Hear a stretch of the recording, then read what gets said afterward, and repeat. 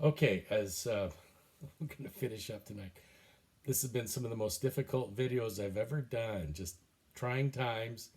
I hope you appreciate it. Well, uh, so Justin again says those who lived in accordance with reason or lived according to reason, and he means divine reason. He means logos, certainly divine wisdom. So he's assuming that people could live in the light of divine reason, before the time of Jesus. Certainly because he mentions a couple of his or favorite philosophers, Socrates and Heraclitus. And the idea wouldn't be that it's just philosophers, but I do think that Justin, as our first Christian philosopher that we know of, did tend to favor philosophers as the likeliest uh, recipients of divine reason. He thought everybody had some measure of divine light or reason. This is an idea that will carry on through the centuries. As we'll see, Justin is stating it pretty radically and pretty early when he says those who lived in accordance with reason are Christians, even though they were called godless, such as among the Greeks, Socrates and Heraclitus and others like them. Socrates is his favorite, I suppose because he was a lot of people's favorite then, Socrates and Plato. Uh, but also, and probably more importantly for Justin's purposes, remember that Socrates was executed by the state, forced to drink hemlock, and was executed. And Justin wants to draw parallels between Socrates and Christians of his time, and basically is saying this: Socrates lived by the light and the instruction, if you will, of the divine logos. This is what gave him such insight into his own culture and the religious practices of the Greeks. Why he was able to, the logos was able to condemn the demons, demonic activity through Socrates. Well, that same divine reason or logos has now become flesh and lived among us, at this time about 150 years earlier. And Justin says, now you all look back now at the execution of Socrates and think it was a terrible thing, that it shouldn't have happened. But you're kind of replicating it now by killing us Christians or even mistreating us or jailing us. You're kind of doing the same thing because we live also by the light of divine reason. In fact, divine reason incarnate, that divine reason that has enlightened all people throughout the ages has become flesh and lived among us, very specifically as Jesus of Nazareth. So again, for Justin, there is a light and enlightening power of divine reason in the world and throughout the world and toward everybody. He did think that certain people got a better share, we might say, of this divine logos. He actually called it seeds of the logos. In Greek, that's spermatoi, in case you're interested. Spermatoi logoi, the seeds of the logos. And, I would say typical of somebody of his time, he would have assumed that men got a much greater share of this divine wisdom. I don't even know if he thought women got any. He always only talks about men, of course, because they were the philosophers that he knew of.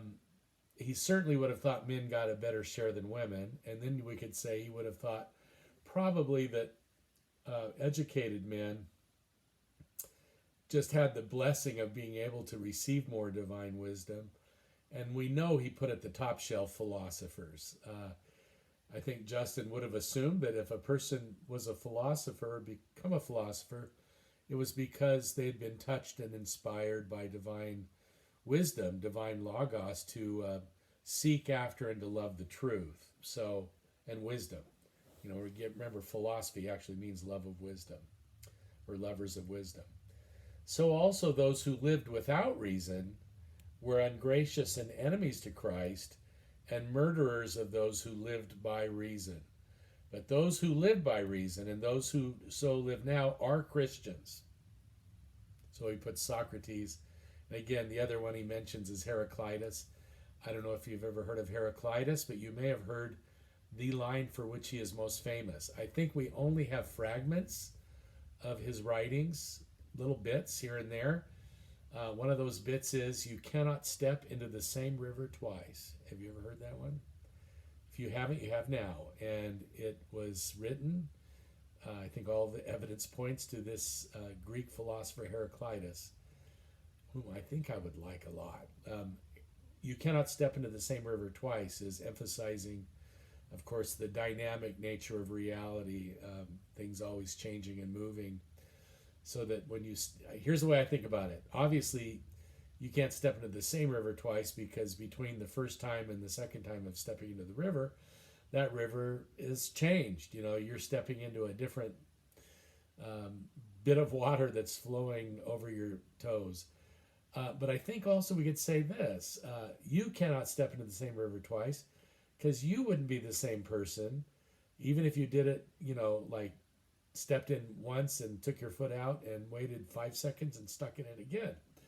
I don't know that Heraclitus would have put it this way, but obviously you wouldn't be quite the same person, because now you've already experienced that river, via your toes.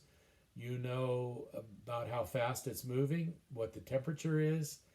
You're now, like if it was really cold, you're anticipating a second dip into that cold. But whatever it is, that first dip changed you. You cannot step into the same river twice. That's Heraclitus.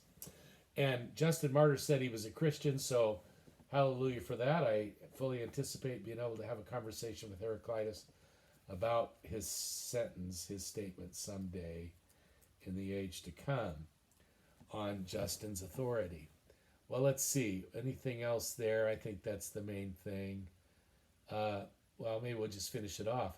For this reason, a human being was conceived by a virgin by the power of the word. And I do need to find out, and I will, whether word and reason are the same Greek term here. In accordance with God's will. God, who is the Father and Master of all. And this human was named Jesus. That's kind of important to see. He certainly believes that the Logos, the word, divine reason, is eternal, because it's God. It's God, okay? But the incarnate one, Jesus, had a beginning. This human was named Jesus, who after being crucified and dying, rose again and ascended into heaven. And all of this, any intelligent person, see, there's a bit of an apologetic with it. Hey, are you an intelligent person? Oh, look at that foreshadowing. Wow. Are you an intelligent person, Emperor? Because any intelligent person will be able to understand from the words that were spoken in various ways. All of this, any person, I think words that were spoken by Jesus, that would be my assumption. I think that's the end of that document, isn't it? So, bottom line here, we could say that while Søren Kierkegaard, the 19th century, was more committed to the idea that divine wisdom had, in a sense, invaded the world, if you will, in the incarnation. And this is why he's a bit of a predecessor to Karl Barth. This idea of a holy other God who has, like in this one supreme instance, entered into time and history and creaturely existence in the person of Jesus. Then you have Tillich, who believed that, or emphasized that God is the ground of being. I think we talked about this, being itself was some of Tillich's language. Justin Martyr in the 2nd century probably wouldn't put it quite that way, but Justin did believe that the divine wisdom or divine mind and thus divine presence is active in the world always and in and among all people. So that he could even again call Socrates, like a Christian, because Socrates lived according to the light of the divine reason that enlightened him.